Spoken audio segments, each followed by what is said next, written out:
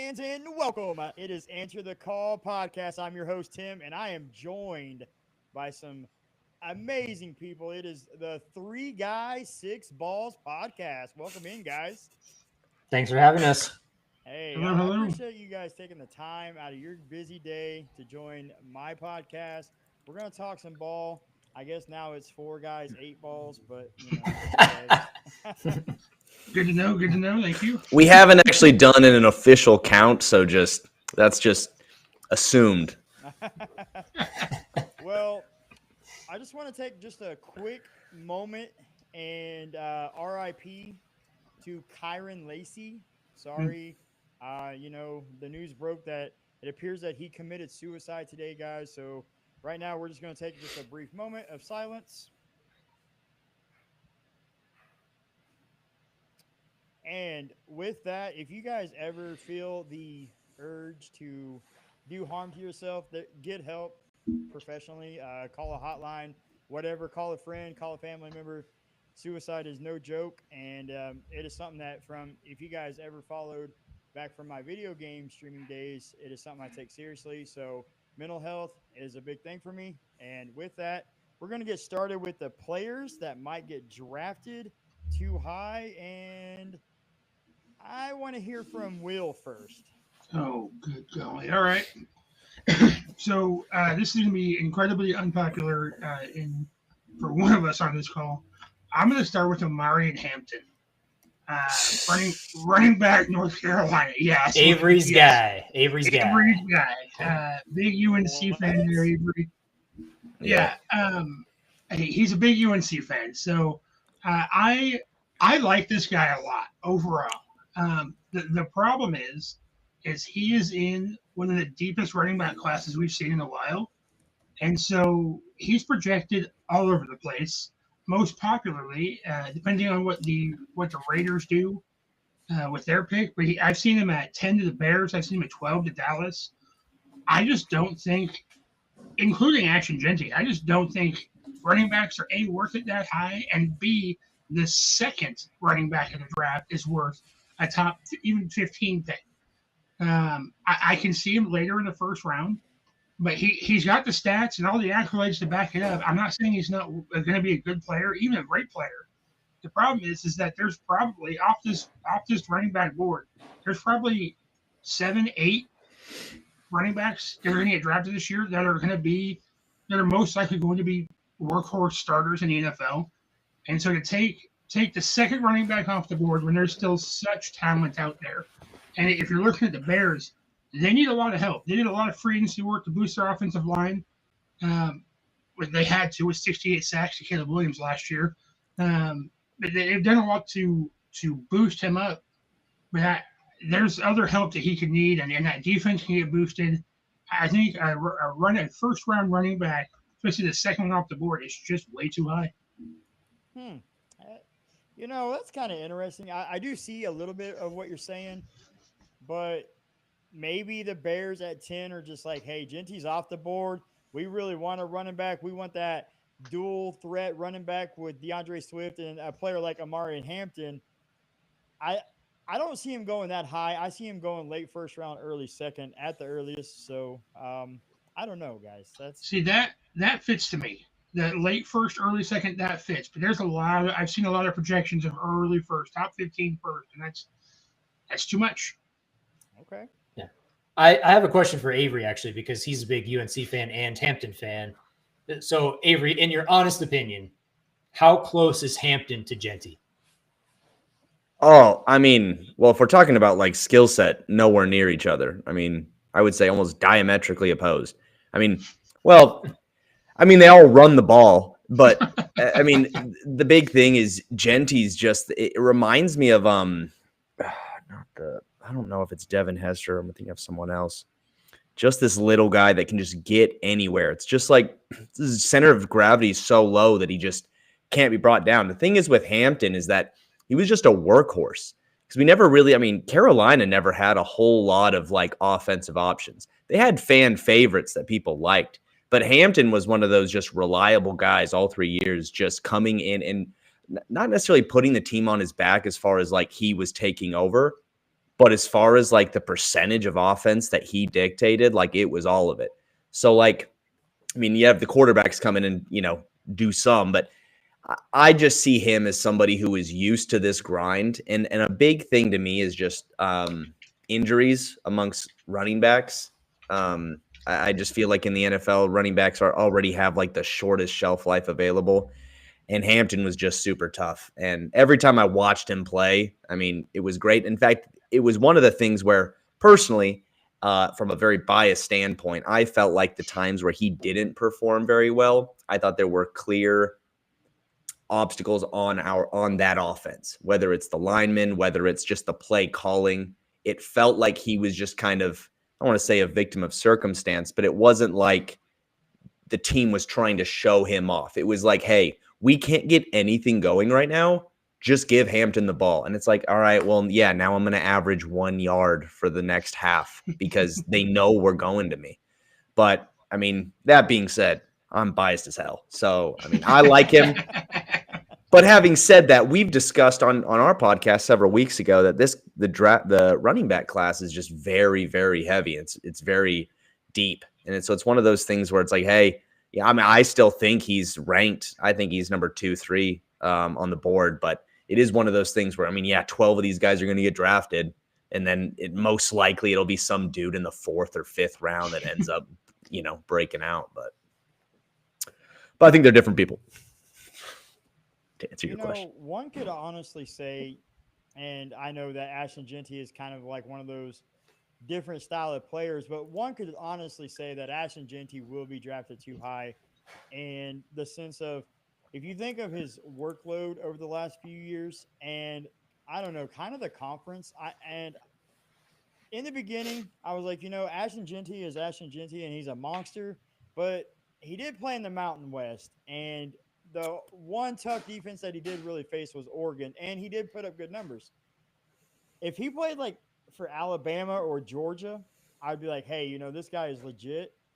I don't know if I like Ashton Jeanty in the top 10. I mean, he's not as one of my players that might get drafted too high, but seeing how you said Amari and Hampton, I got to think that Jeanty will actually be drafted a little higher than he should. And I've been actually hearing he could be linked to the Patriots at 4. And I mean, I know we saw Saquon a few years ago go at 2 overall, but I mean, is he really that big of a game changer for the top 5, 6 teams? Real quick, Will and I know Will watches all the Oregon games, goes to some. I watch all the Oregon games because I'm also from Oregon, so I'm also a big Oregon fan. I don't know if we've talked about this, but the first 3 games Oregon played that season were abysmal. I mean, they snuck it out. They got the win, but I mean, horrible defense. So it's one of those things where even though I like Jeanty as a player and I love Oregon, I watched that and I'm like, yeah, you torched Oregon, but they didn't really get it going till later on. And so it's one of those things where it's like, yeah, you can give it to Jeanty, but I'd love to see kind of what you brought up. I'd love to see him play on an SEC team and hey, just for kicks, I just want to see how you do, with you got all these other options to help you out, but also, the defense is also just as good as well. But it is one of those things playing in the Mountain West Conference, having less competition. The numbers don't mean as much. And it's one of those things where you could torch one defense and then play another one that's 15% better and then just basically get stopped. It's one of those. So I do agree though with what you're saying. I think he'll get drafted up high, the same as quarterbacks. It's usually the top 2 or 3 running backs. Same with quarterbacks, usually end up getting drafted higher than they probably should. So real quick, Shovik Sports just commented on and said no running back should be drafted in the top 5. So, I mean, kind of agreeing with what you just said there, Avery. Well, I would agree with that. Yeah, I don't know if you guys knew this, but we're live right now. So I had no idea. We're live on YouTube and Facebook. Answer the Call, COLL. And Great, you had no can idea. find the episode on Spotify. Oh, shoot. All right, so eeny, meeny, Avery, why don't you hit us with one of your players that might get drafted higher than expected? The big one, the 3 of us kind of talked about this earlier. I think there's going to be quite a few quarterbacks getting drafted too high. We were talking, I don't want to take anyone else's, but we were talking about Quinn Ewers, and this whole season I watched. I didn't watch him at all last season, and this season coming in, he was on the cover of College Football 25, and I'm like, I'm gonna watch this dude. Every time I watched, I'm like, you're either picking on a smaller team, you're getting hurt, you're throwing picks. They're clamoring for the red-shirted freshman to come in. We don't need to say his name, but this is the guy that was like, look, we've got Manning. There it is. We've got Manning, and he'll be there. But, right now, hey, this is his time. And it just felt like whether it was on him or just other things going on, it never really accumulated, never really got the ball rolling. And I don't think he's going to be drafted. I don't think he should be drafted as high. Having said that, there's another guy that had the same type of season, Milroe, and I think he will drop lower than he should. I think he'll end up having a better career than his draft selection would otherwise indicate. Real quick, I got to say, Quinn Ewers is one of those that at the beginning of the season, I was big on him. And then the injuries kind of piled on, like you said. Now there's actual talk of him he does have the arm. I was thinking of Will Howard, never mind. But how much of the bad play was due to an injury? Because many think that if he was healthy in the playoffs, the Texas team could have won that national championship. I personally think they should have just said, Arch Manning, here you go. Here's the keys to the castle, and let's ride with you. But I don't see Quinn Ewers going anywhere earlier than, I would say, the third round, honestly. I have him as a third round. I mean, maybe a team reaches in the second, but I think most teams, they're going to go after, Cam Ward, Shadur Sanders, Jackson Dart. Yeah, Jackson Dart, baby. That's my guy right there. Then they start to, okay, Jalen Milroe. I would honestly take the Louisville quarterback, Tyler Shaw or Ska, whatever his last name is. Shuck. You're right. Yeah. It is weird because it's not pronounced how it's spelled. That guy couldn't even start at Oregon. He played at Oregon. Yeah. 3 years. Sat on the bench at Oregon behind some questionable quarterback play, honestly. Yeah.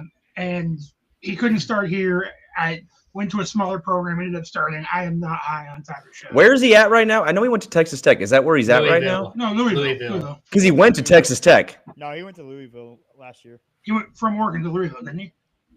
I thought he went to – I could have sworn he played at Texas Tech. He went from Oregon, and then he sat behind Justin Herbert, Yeah. One of the best Chargers quarterbacks ever already. He didn't just sit behind Herbert. Yeah, he played at Texas Tech for 2 years before Louisville. Oh, sure. Yeah, the one downside about Shuck is he's 25. He'll be 26 in September, but I would still take him over Quinn Ewers. And I don't know. I would roll the dice on another quarterback, even Will Howard before Quinn Ewers. But I think Quinn Ewers will go third round. Will put it best about Quinn Ewers when he said he is a player who plays football. That's pretty much that's the best. Said that. Yeah, you did say that. It's accurate though. I mean, he does play football. He played 2 of his 3 college years with the whole team not wanting him to be the starter, and that just mentally taxes on the guy. And then the injuries come in, and then the constant. Well, Texas is back, and now we're in the SEC, and so we got to be back. And then they're just okay at best. They just continue to be okay. They beat the bad teams. They squeak by the good teams sometimes. And it's just, I don't know. I don't like them. You don't like them? Okay. Well, everybody's entitled to their – I'm not a Quinn Ewers guy either, so, I mean, but hey. We're just haters. We'll find haters, someone, I don't know him, but I hate him. We just lay out the facts. I mean, what we see. All right, so it looks like, Joel, you are up next on the first player that is going to get drafted higher than expected. Well, I don't think this guy's going to be drafted higher than expected, but I think he's going to be drafted too high. So that's Texas wide receiver Matthew Golden. And the reason I think that is because I don't see why just because you can run a 4.2 40 that it makes you a wide receiver 1. It doesn't make you a wide receiver 1 just because you can run a 4.2 40. Just like Xavier Worthy drafted in the first round last year. Not saying anything bad about Xavier Worthy. He's a great player, but he's not a wide receiver 1. He's not going to be a wide receiver 1. He's not going to be Tyreek Hill. He's fast. And that's what he brings, that element to the Chiefs. But just because you can run a 4.2, it doesn't mean you're wide receiver 1. And just I went back through some of the drafts and I looked at guys who ran fast 40 times. And some of them were John Ross in 2017. He ran a 4.22, terrible. Philip Dorsett in 2015 was drafted 29th overall because he ran a 4.3, terrible. Mediocre. Henry Ruggs, picked 12 in 2020, ran a 4.27, absolutely terrible. He's way faster than that. So I know there's more to his game than just running a 4.2, but I just don't see why. And I was going to save this for my next guy because he's also a wide receiver, but I'll say it now. In every single draft, I went back through like 10 years of drafts, and I won't list them all, but in every single draft, you have 1, 2, and occasionally every so often you get a third receiver who is a wide receiver 1 in the first round. So in this draft, if you already have Travis Hunter and you have Ted McMillan, everybody else is likely to just be a wide receiver 2. And to me, like you don't draft a wide receiver 2 in the first round of the draft when you can get a better player at another position, regardless of if you need that position or not. So well, I can think of one team that'll draft a wide receiver 2 in the first round. The Dallas Cowboys. Yeah, good point. Okay, but do you, Joe, real quick, do you really view Travis Hunter as wide receiver 1? Is he really a wide receiver 1 in the NFL? I don't think so. He weighs 100 pounds. I personally don't think so, but that's how everybody views him. So I don't think he's going to be as good as everybody makes him seem, especially because he never played an entire season in college football. He was always injured. He always spent time not playing because he was always injured. So I think that's going to be a factor because he's going to get hurt just like he did in college.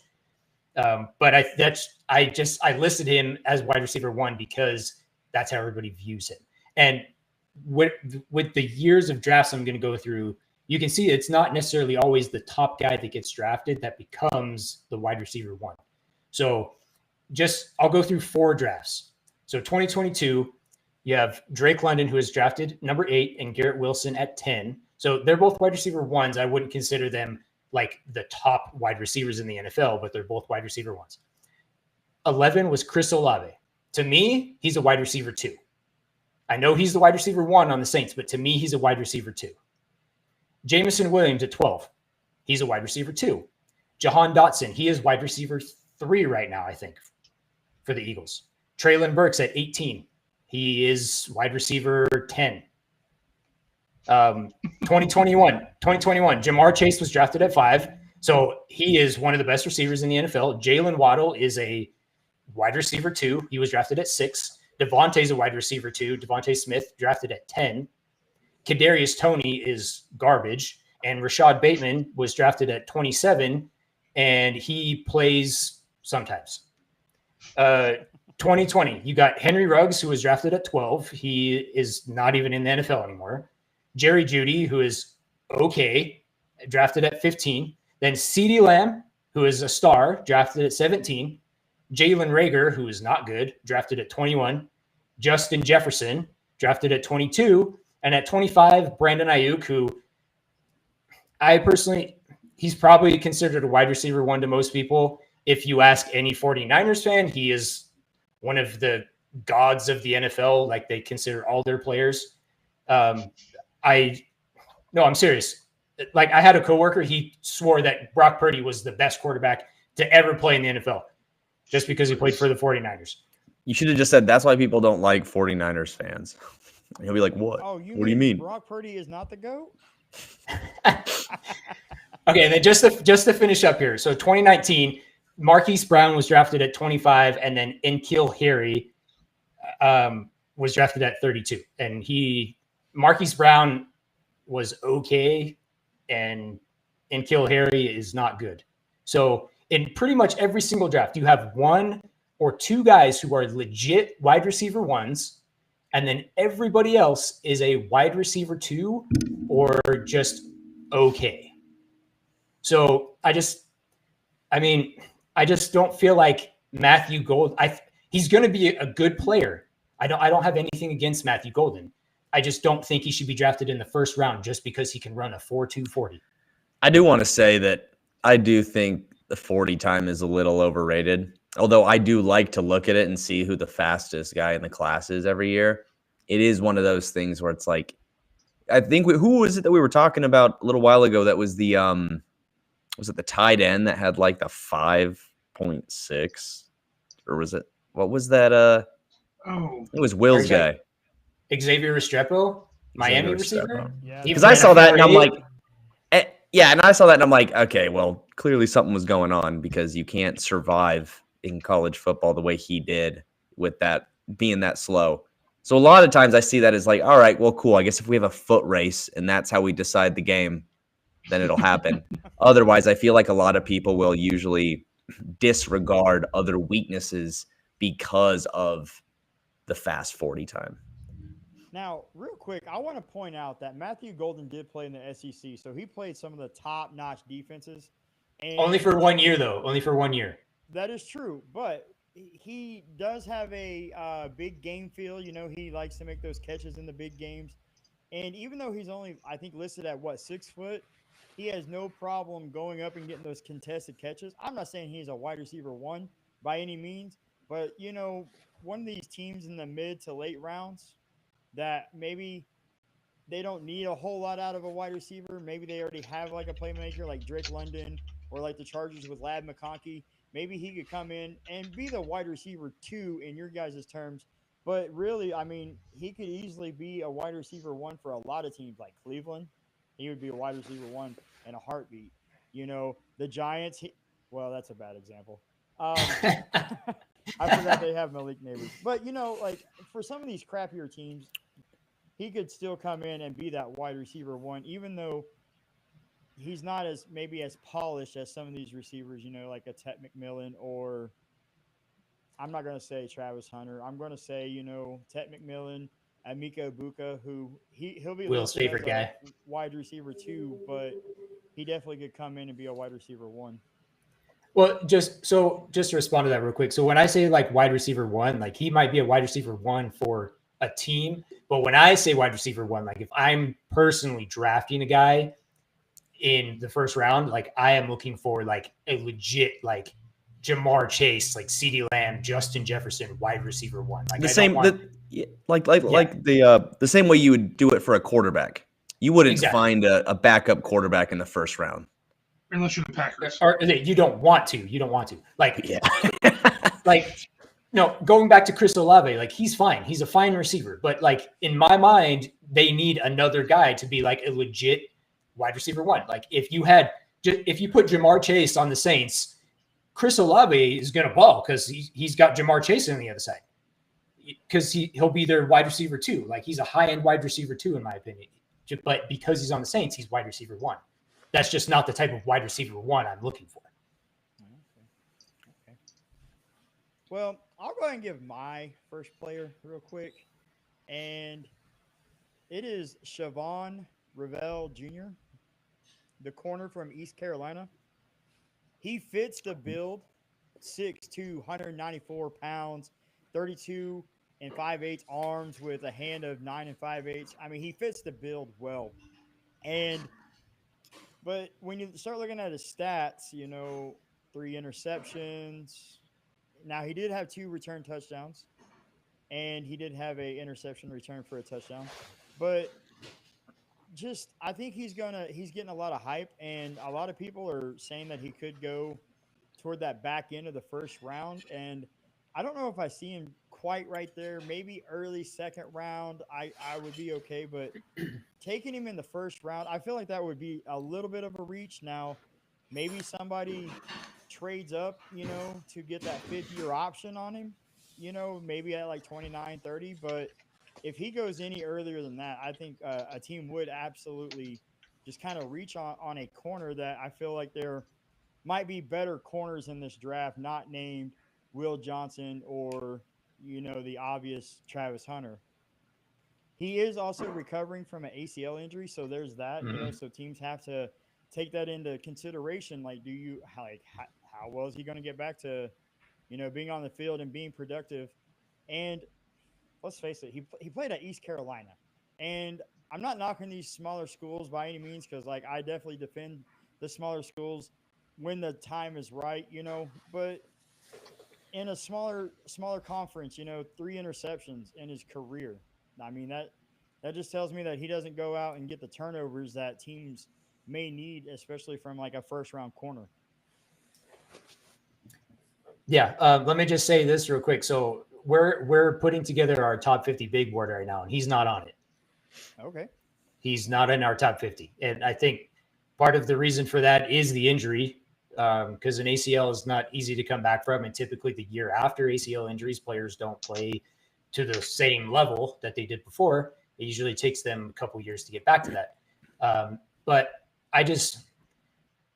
and maybe I need to watch him more, but I just don't think he definitely shouldn't be drafted in the first round, in my opinion.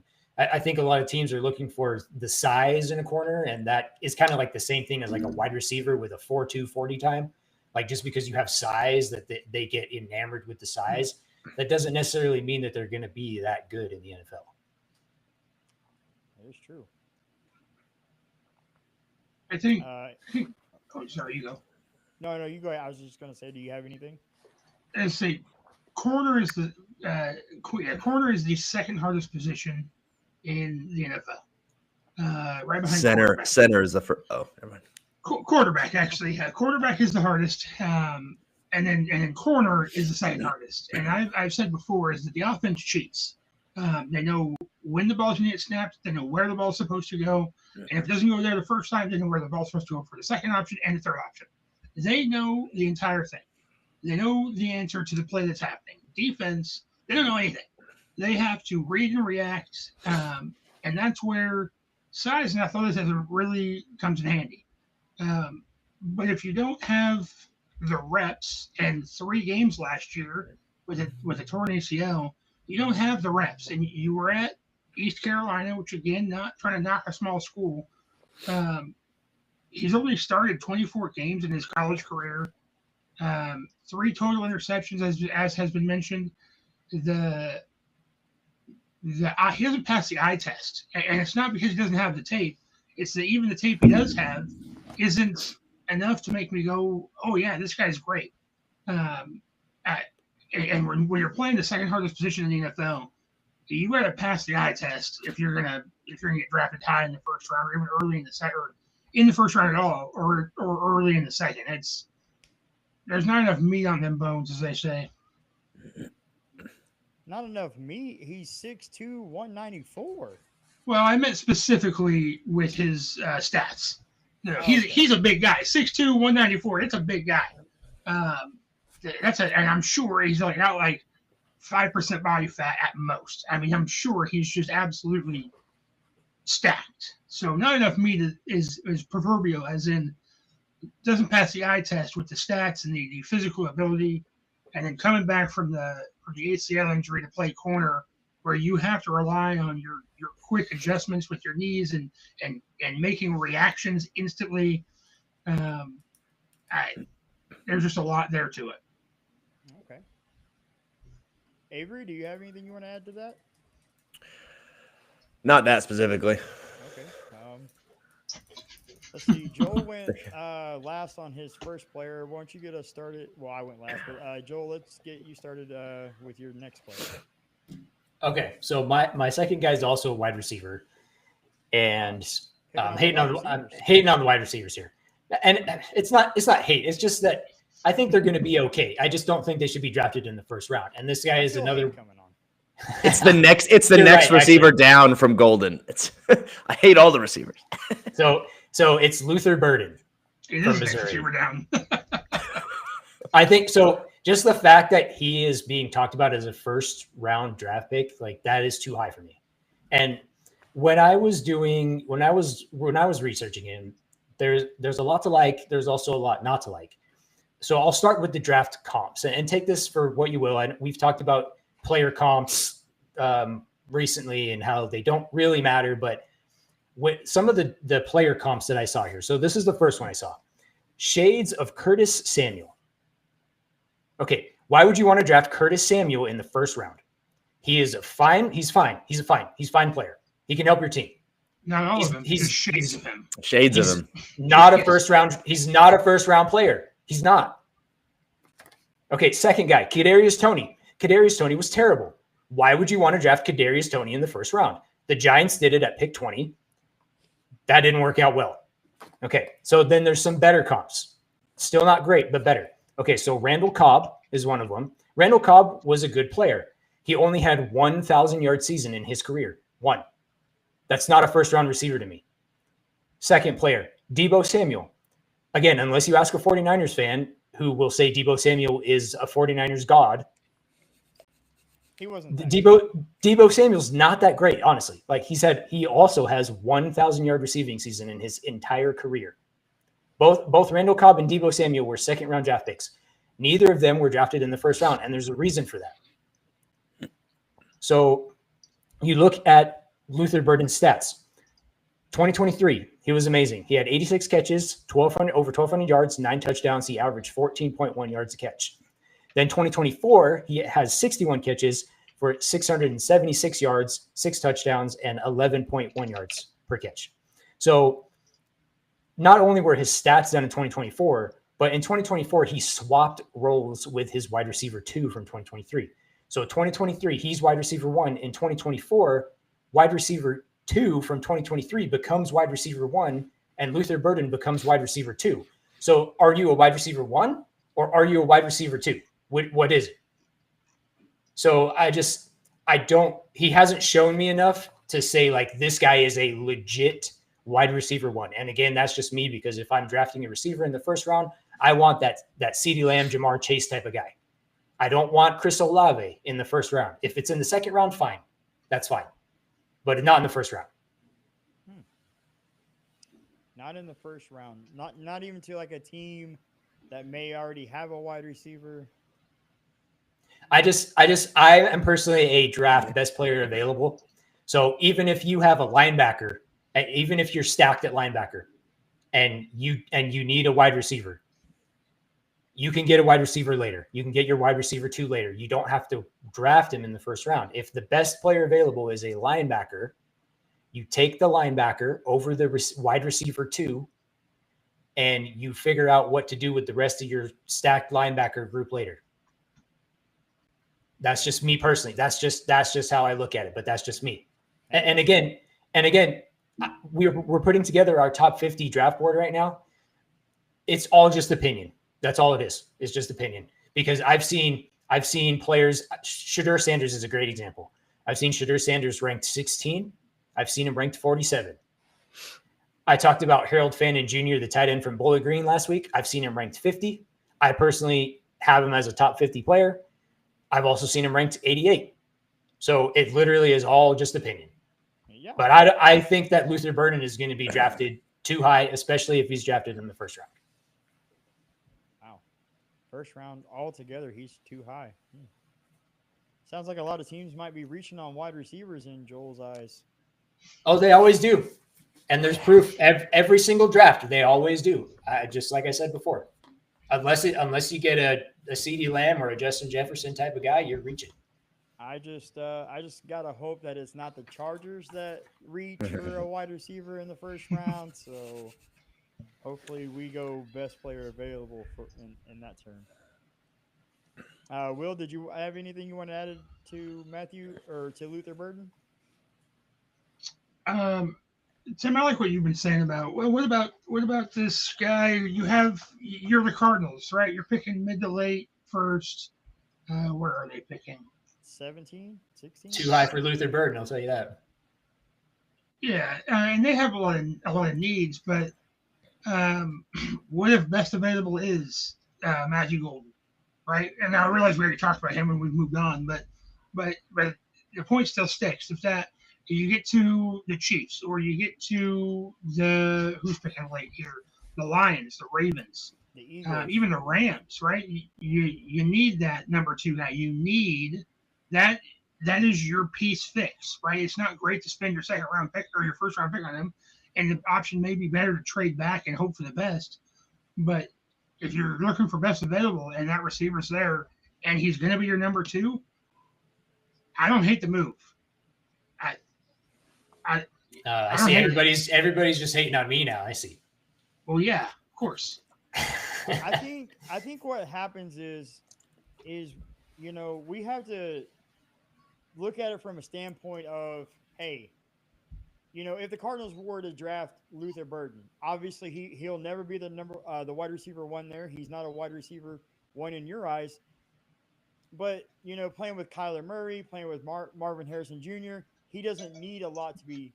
But maybe that is like what Will just said, like that missing piece that just amps up that Cardinal offense to a whole new height. And sometimes the gamble is worth taking. It's worth taking that risk. I personally, I want to play a safer bet. Like if the Chargers get at 22 and let's say Luther Burden or Kenneth Grant is there, I want Kenneth Grant because I want that defensive line to be able to stop the run, because in years past, the Chargers haven't been able to stop the run. And I think what teams need to do is they just need to look at it like, what have we not been great at in the past? And if the Cardinals is scoring touchdowns, then they should take Luther Burden. If it is stopping the run, then they should go like a defensive lineman. So I just think it kind of comes down to what you need and what you've been good at versus what you've been terrible at. I'll just say one more thing, so just to respond to both that and what Will said. So I guess in that situation, like if you have Marvin Harrison Jr. as your one and you need a two, like that's what you need, that's fine. That's a different situation, I guess. But to like really what I'm trying to say is like the Saints drafted Chris Olave to be that guy, and he's just not. Like, I'm sorry, but Chris Olave is okay. He's not that guy. Well, and he shouldn't have went top 10. I mean, he could have went mid to late round and he would have been great, but he went top 10, so all the pressure was on him. Yeah, but I mean that's kind of what I mean. Like, if I'm drafting a receiver in the first round, I want him to be that guy. Okay. Avery, let's hear your second player. All right, I got a guy. I went to the offensive line for this one. Uh-oh. Hang on. And it's another North Carolina guy. Oh, okay. Willie Lampkin. This guy is solid. And I mean, he is a solid brick. This dude is 5'11". He's 5'11", and he plays guard. That throws up a red flag for me already. Oh, no. Sorry. I should preface this by saying this is kind of a special consideration because I don't see him getting drafted very high. In fact, I see this guy falling out of the draft altogether, getting picked up by a team after the fact, and then sticking around the league for 10 years. This guy, everything I've seen from fans to draft analysis has the only downside this guy really has is that he's 5'11". This guy wrestled in high school, went undefeated as a heavyweight, I think he played at Coastal Carolina for a few years as a center, moved to guard when he went to Carolina. I think he got first team all ACC the previous year. But this is one of the things where this guy has everything else is sound. His footwork, his technique, everything. It is simply his height that is keeping him behind, I guess. I think if anything, Willie Lampkin. I've never even heard of this guy. Okay, Yeah. real quick. I just looked up his draft profile from NFL.com. His weaknesses literally have everything to do with his height. Yeah. So this is weaknesses. Falls well below the size standards for an NFL lineman, can be outreached into contact. Long-limbed rushers can leverage their way to edges. Those are his only weaknesses. Just they have to do it. But that's the interesting thing is that we point this out as if like it's kind of like with Golden. It's like, oh well, like let's say it's this guy who runs a 4.15, and it's like, well, no one's ever going to be able to stop him. Like, well, yeah, as soon as you get the momentum and get away from someone, because if you're like 140 running a 4.1, then it's like, yeah, well, as soon as you get the breeze picks up, you're done. So the same thing. It's like, yeah, hypothetically, once you turn on the burners after you've beat your man who's pressing you, then you're off to the races. And the same thing kind of with this. It's like he can get exposed this way and this way and this way. The thing is, though, is that he's been having success, granted, at the college level. So it's one of those things, and I understand the concern here because it's like, well, yeah, I mean, you're playing in the ACC, which is, I mean, I don't even want to say it's not what it has been. It really hasn't been good ever. But from going from Coastal Carolina to switching positions, going to North Carolina, and having all top marks because he has been successful. The only thing is, like, we're just worried that that's not going to make that transition. We're worried that you're not going to be able to do it. And that might be valid. It might be valid. But I just think I see this guy, undefeated, heavyweight class wrestler, has been killing it everywhere, is like the shortest lineman to go in the draft. I mean, I'd say he's probably like top 5 shortest lineman. The fact that he's even being considered is insane. And it goes back to show like what he's been able to do and how good of a player he is. He reminds me, this is a weird deep cut basketball reference, Anthony Davis. We all know who Anthony Davis is. 2011, he came out of high school. He was the number one player. A year earlier, he was a 6'3" point guard in Chicago, unranked. And so it's one of those things. It's one of those things where it's like, well, yeah, I mean, due to your height, yeah, you're not a top tier point guard. There's greater point guards. But if you gained 8 inches over the summer, then yeah, now you're a center with point guard skills, and we can use that. So I see this as like, dude, if he overnight became 6'6", I feel like he'd be like a top 10 pick. What is So this, anyway, giant beanstalk right now? I mean, come on. He's not this guy, but also, he sounds like. Oh, go ahead. He sounds like the perfect lineman for the Cardinals, so Kyler Murray can see over him. Oh, no joke. Remember, Drew Brees needed this guy. Hey, you leave Drew Brees out of this, all right? He's a great quarterback for only being 6 foot. Listen, I'm here for it, and I think that, like Joel said, Kyler Murray needs this guy. Also, I didn't realize that this was Willie Lampkin Appreciation Day. Like, I didn't expect to go on like a 10-minute rant about a guard that 3 of us have never even heard of. It was retaliatory based on Will's shade he threw at Hampton. I'm like, I gotta bring it back somehow. But he was somebody that I saw on there that I'm like, this is super interesting. The fact that he's like the shortest lineman in the class, and I think I read somewhere it was like the shortest they've measured a guard in the combine. Whoa. But the fact that no one else, they didn't even say like, oh, he's short and he also does this and this. It's like, no, like weaknesses is like, height and height related things. The Desmond Watson at 450 pounds, whatever. Oh, the Florida guy, the Florida lineman. Yeah, like he's the biggest D lineman in the draft. That doesn't mean he's going to get drafted. Yeah. Tej Johnson's the lightest. I mean, he should, he definitely shouldn't be drafted early. I have a guard as well. And when you said guard, I was actually getting really nervous. And mine isn't really so much about like his lack of performance in college. I just think that he's going to get drafted higher than expected because, there's not a whole lot of high-end guards in this class. And it's Tyler Booker from Alabama. I agree. He's 6'4", 321. Arm is 34 and a half, hand 11 inches. He ran a 5.38 40. I mean, that's a typical lineman. But what stands out to me is in 38 games, he played 2,007 offensive snaps. He only allowed 2 sacks during that time and 7 hits and 21 hurries. his run block grade was 63.9 and his pass block was a 86.5. So I don't know, maybe he would be better at a tackle position. I just think that he's going, and he did play a little bit of left tackle at Bama this past season. But I just think that he's going to get drafted a little bit higher than expected. Not that he doesn't deserve it, but I mean it's basically Tyler Booker and Donovan Jackson, and then Gray Zabel from North Dakota State.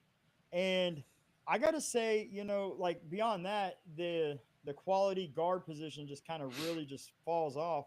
So I think like a team, you know, maybe the Cowboys at 12, they're like, hey, I need a guard. Ugh, Zach Martin retired. One of the not greatest at guards 12. ever. Huh? Not at 12. Oh, This I is can the, see this is it's the the same. Dallas Cowboys. They This don't is the do same it. type of thing I was talking about with the receivers, though. Like Tyler Booker is a second round player, in my opinion. He's a second round player. If you draft him in the second round, that's fine, but not in the first. And Well, I specifically understand that, but there's going because to be a team that does. his Cowboys, Dolphins. I mean, those two teams right now that need a guard. his athletic score was terrible. And I know there's more than just being athletic, but when you're going against NFL defenders, you got to have some sort of athleticism. He was the 21st ranked athletic guard at the combine. Okay. I wouldn't draft him in the first round. I wouldn't draft him in the first round just because of that. Jerry would. Jerry Wood. Absolutely, Jerry Wood. Jerry's going to take Shador. So that's settled right there. Jerry's gonna take somebody that like not even the four of us are thinking about right now. And Willie Lampkin. Willie Lampkin.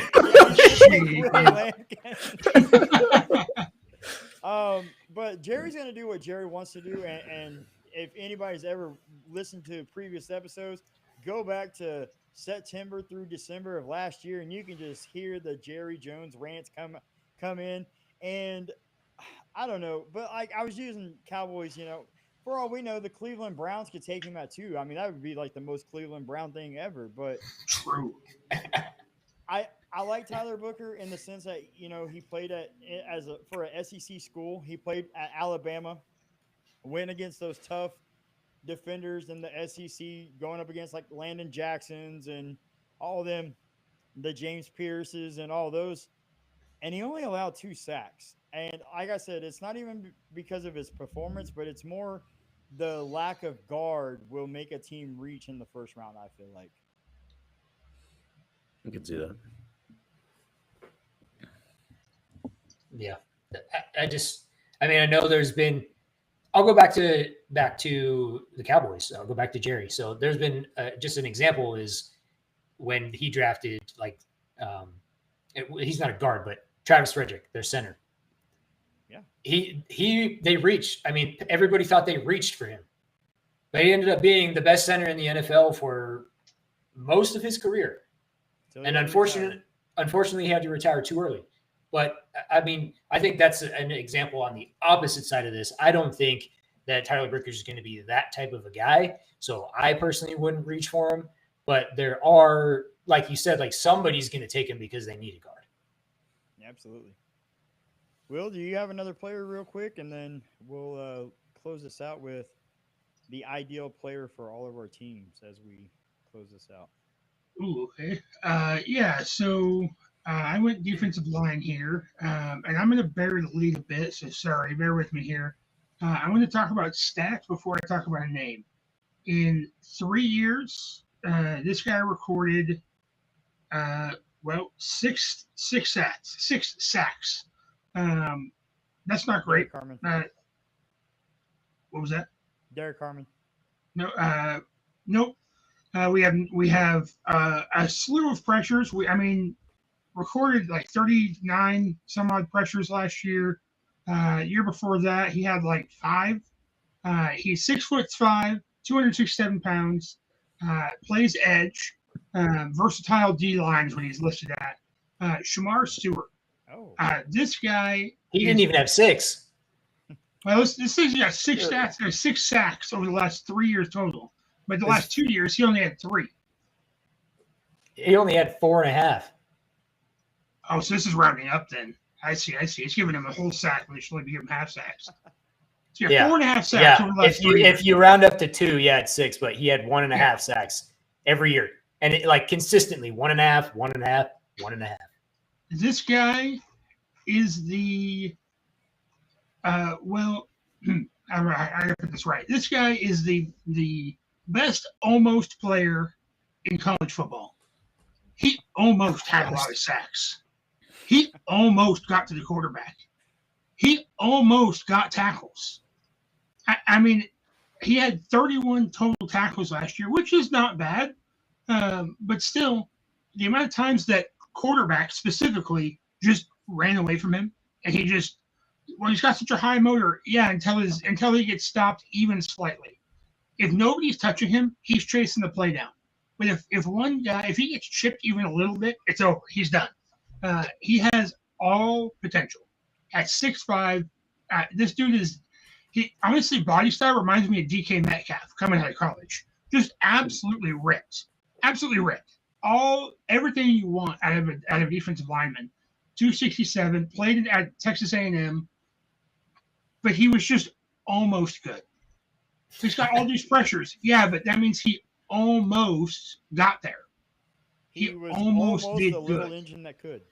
Yeah, and when you're playing in the NFL, when you're playing in college and you get 2 years ago we had 14.5% pressures. Last year was like 33% pressures. I mean, that's really good. But when you're playing in the NFL and you're playing against the best that can do it, there's 32 total starting jobs for quarterback in the world for NFL. So you're talking about the 32 best players to do it currently, most of the time. You need almost doesn't cut it. TJ Watt isn't almost a good player. He's a good player. You can't just be almost. These guys are used to standing in there, being protected by these 6-foot whatever linemen, and almost doesn't get to them. They're throwing windows with like their hands are hitting lineman helmets, breaking their thumbs sometimes. I mean, they're going to stand in there and just wait for it because almost doesn't cut it in the NFL. Shamar Stewart is projected semi early in the first round. I've seen him to a bunch of different spots.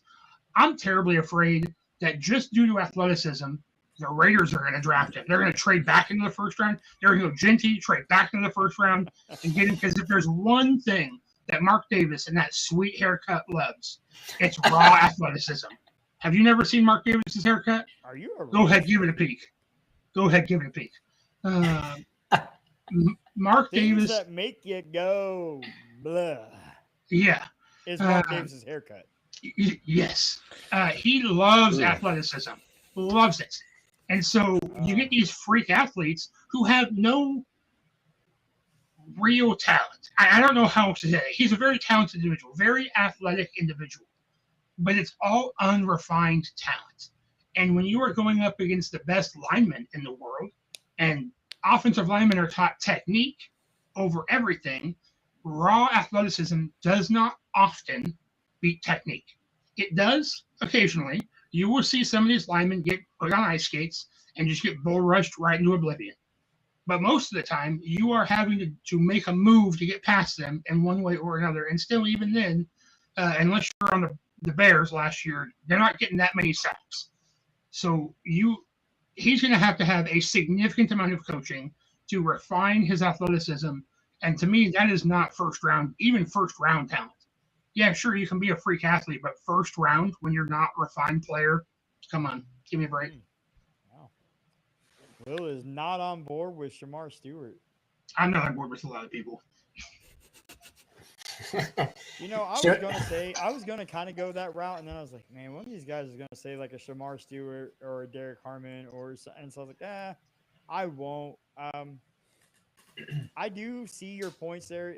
In the NFL, you do need the production. You have to have getting to the quarterback. You know, and you look at the great teams, the Chiefs. I mean, they have Nick Jones and then that Karloftis who developed into which they got in a later round. I understand, but they have two really good guys coming at the quarterback. The Raiders for a while they had two really good guys the Chargers when Joey Bosa was actually healthy and decided he wanted to play versus sitting on the sidelines like a cheerleader. They had Khalil Mack and Joey Bosa getting to those quarterbacks. If he was just a little bit better, I think he could go early, like in the mid round. But I really see that the Packers kind of being there, like right there at the tail end, just absolutely needing an edge rusher and like, hey, you know what? Shamar Stewart is still sitting here, and we're gonna take him. So I'll go back to our top 50 draft board we're doing right now, and Okay. I put so we have Shamar Stewart as player number 33. And the reason he's 33 is because that is the first pick not in the first round. I would not take him in the first round because yes, he has all the traits, the athleticism, the size that you want. But again, like Will was saying, the production's not there. So I kind of feel like honestly, if the Browns decide to not go with Abdul Carter, and somehow, I don't think he's going to be there, but somehow Shamar Stewart is there when they pick in the second round, that's the perfect pick for the Browns. But I mean, I think pairing him with Myles Garrett, I think Myles Garrett could get what needs to come out of him. But he is going to go to a team that is top half of the first round, and his potential is going to be wasted because he doesn't have a Myles Garrett to teach him how to get it out of him. yeah, he needs a true mentor in the NFL. He does. He needs another coach mentor, and on the field, this is how you play the game mentor. Even if the Browns were to draft Abdul Carter in the first round, and they were to take him in the second round, having Myles Garrett be basically the dad to those two boys out there. Now, granted, they could whip my ass. They're grown men, but that's not the point. It's experience, and so having Shamar Stewart go to somewhere that has a premier edge rusher or even a stand-up linebacker if they try to move him to an outside backer, that way he can get shown the ropes from every angle. That's going to be most beneficial to him. Probably Dallas at 12. Pissing me off. Avery, you've been quiet on this one. Did you have anything?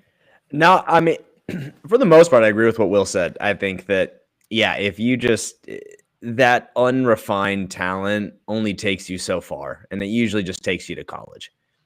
After that, I mean, I watch a lot of basketball too, and there's a lot of guys that get drafted because they have some crazy highlights.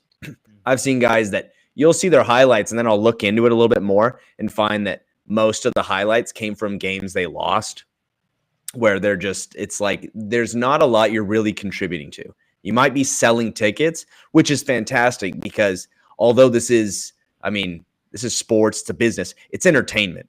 I mean, there is that, I mean, we talk about this like it's pure meritocracy, but a lot of it is like, hey, it's owned by businessmen who want to make money. And so sometimes having somebody that's a lot flashier might be attractive. But I agree with Will that, yeah, I was even looking up some of his stuff. It was basically just saying like his plan after the snap is like non-existent. It's like there's no real like strategy here. It's like I've been able to bulldoze people since I was 8.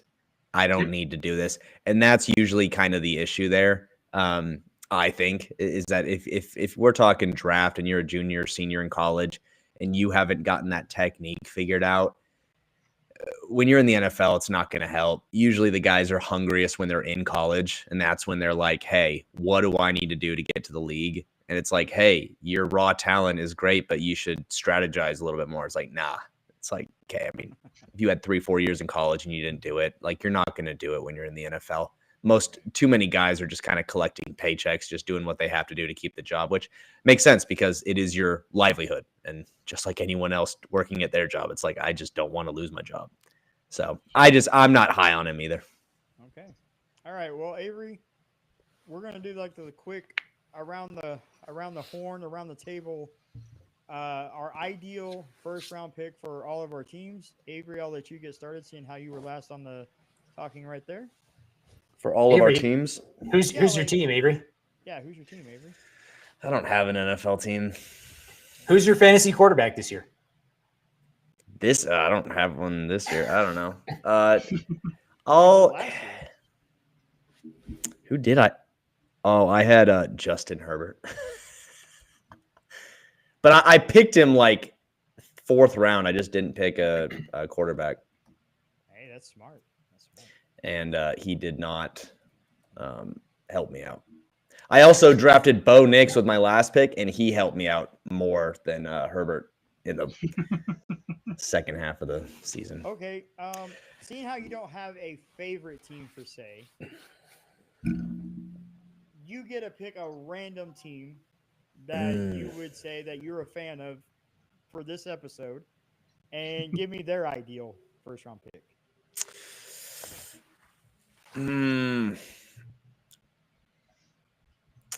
Shoot. Oh. Just say Cardinals and Willie Rankin. I would love to. I would probably say I've been wanting to say this for a bit, and it's just shock, but I don't see it too far off. Okay. I want to say the Giants and Jackson Dart. Like I've been poisoned by Joel. Like our first or second week, he brought it up. You want Jackson Dart on the Giants? There's something about him, and I know I'm gonna get hate, and I allow it. I'll let it come. But embrace the hate. I like him so much. I'll be honest. I like him more than every other quarterback. I'm not particularly high on Cam Ward. That's not to say that he should go up that high. I don't think any quarterback should be going up that high this year. But I think Jackson Dart has. Look, Joel's a stats guy. I'm a vibes guy. This guy passes the vibes check. I see him and I'm like, this is like, who was it? Daniel Jones. When they got Daniel Jones, first of all, screw Daniel Jones, screw Duke. But when they got him, I feel like Jackson Dart is the guy they wanted Daniel Jones to be. And I think that, again, it's probably not smart. But if I was a Giants fan, which I'm not, but if I was and they picked Jackson Dart, I'd be kind of excited. I'd be a little worried about the front office and what the hell they're doing. But I think that just Jackson Dart, say man, I think Jackson Dart deserves a lot more credit. And I don't think we're going to see it. And I don't think it really matters in the draft. That's just where they pick you. And then, we'll see in the season. But I just like Jackson Dart in New York. All right. I guess I love how I poisoned you. I love how much I poisoned you. We're both going to look like idiots if he flops. So I'm assuming you're a Cowboys fan. Me? No, no. He was asking me. Yeah. I would say Ted McMillan. Oh, that's a good pick. CeeDee Lamb needs some help. Absolutely. All he has is a little dude who returns punts and returns kicks, who's really good at doing that. But all he has is some little dude who can just run fast. Right. That's all the help he has. You put Ted McMillan on the other side of CeeDee Lamb, not only are you a huge threat in the red zone, which Dallas is terrible at, but I mean, I wasn't high on McMillan to begin with, but I am now, and I think he would be great opposite of CeeDee Lamb, especially because he doesn't have to be the one. He can be the one, but he doesn't have to be. So, real quick, with you saying Ted McMillan, that would be intriguing. I've been hearing some rumors that the Cowboys could trade for Breece Hall. Now, these are just rumors, but a hypothetical trade would be they give up like a third and like a sixth round pick for Breece Hall, and then they're able to go draft a wide receiver with the 12th overall pick, kind of revamp that Cowboys offense, and get Dak the weapons that he's kind of needed for some time now. If it was a third round pick for Brees, I would do it, but Jerry's not going to. Okay. He'll give it if it was Jerry and he's trading for Brees, he's giving up a first. At minimum one first. Yeah. Maybe even the second rounder this year. They take Jerry for a ride every single time, and he goes, "Yes, sir. May I have another?" Well, that's because he lives in his own little world, and as long as he's attracting media attention, he thinks he's winning. So That's why Shador is going to Dallas. Shador is not going to Dallas. The amount of people that we've said Dallas is going to draft at this point, they've got like 15 first-round picks. We're like, Yeah, they're going to Time draft to be him. right. Also going to draft this guy. Watch him. All right, Will, hit me with your team. Oh, so I'm also a Dallas Cowboys fan. I'm actually the reason Joe's a Dallas Cowboys fan, whether he denies it or not. Yeah, I hate you for that, by the way. Yep. Hey, it's never too late to switch teams. I have a If I'm gonna switch, I'm going to the Steelers because gross. my wife is a Steelers fan. See, that's even more. High school you would have killed you for saying that. Oh yeah, yeah. Assassinated you. But now I want to kill Will because I'm a Dallas fan. It's absolutely my fault. And I was born this way because my dad's a Dallas fan, and his dad was a Dallas fan. And that's pretty much the extent of the Dallas Cowboys team. It's just Say. generational abuse. At this point. Full of losing. Well, hold on. Back when my dad was my age, No, Dallas was no, winning. I said your life. Your Oh, life. yes. Yeah. We back when we were 2, okay, they won. Yeah. I'm only 95. 31. Yeah, 95 when we were 2. Wow. Or Made me feel a little 3, old. whatever. Yeah, 2. Yeah. Anyway, so being a Dallas Cowboys fan, I have watched year after year after year after year after year. You get it, where they get to the playoffs and then they lose to the best team. Well, the almost best team that can run the football. It doesn't matter. Aaron Rodgers and the Packers. Aaron Rodgers probably has the worst statistical games possible playing the Dallas Cowboys because all they do is just hand it off. And Dallas has not been able to stop the run in the regular season or the playoffs in, probably about 24 years. And so they need anything on the defensive line. I like Mason Graham from Michigan. I like somebody. No, not Shamar Stewart. Definitely not in the first round. Definitely at pick 12. It terrifies me that it could happen. We lost we've lost some defensive line players. Any edge, any defensive lineman, I like Mason Graham on the interior, build the inside out, because when you get Saquon Barkley or literally the kid with the wheelchair can run against Dallas. Anybody can just run the ball against Dallas. So anything to help stop that. The secondary has been, we'll call it above average. And so that's not where the help is needed. But the problem is when they have to stop, when your secondary has to stop the run, they start playing up and they get beat deep. And so if we get any amount of help to stop the run, especially with the first pick, I don't think they need to go offense first round. I think shoring up some sort of defensive line to stop literally anything would be great. Okay. So you're going defense, and you went offense for the Cowboys. So a little mixed bag. Now here comes the Chargers' ideal pick. I have 2. My first one is Colston Loveland, tight end from Michigan.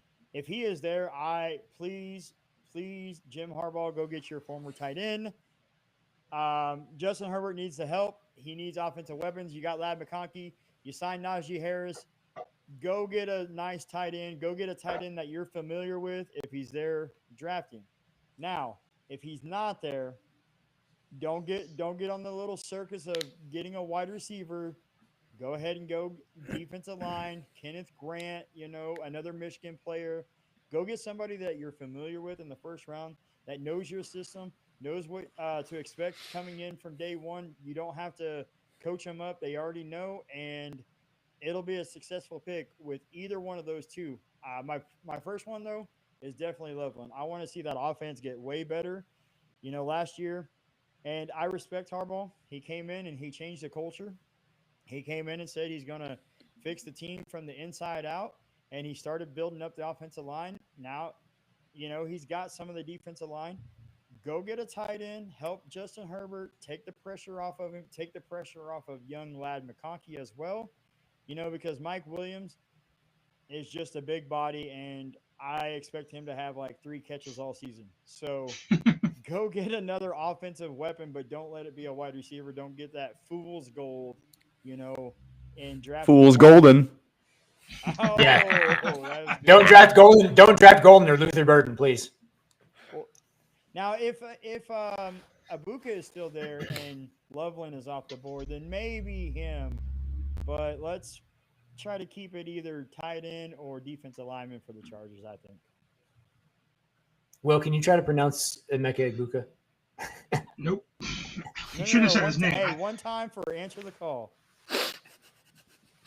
He said it. Now it's gone. NK Ubeka. I know. I got nothing. Abuka. Every time it's different. Ubeka? I have to see it. I don't have it in front of me. All right. Well, guys, that is all the time we have for today. Shout out to 3 Guys, 6 Balls podcast, YouTube, Spotify. Check them out on Instagram, TikTok. They always have some really interesting reels. Guys, I want to thank you for coming in, taking time out of your busy day, and joining Answer the Call podcast and us having a nice little players taken too high edition before the NFL draft. Thanks for having us on. We appreciate it. Thanks. You're welcome. That was a great time. That is all the time we have for today. I hope to see you guys on the next episode. And remember, if you want to talk ball, I will answer the call. Ooh. Wow, boys. Thank you. Nice. Appreciate that. That's a sick sign off.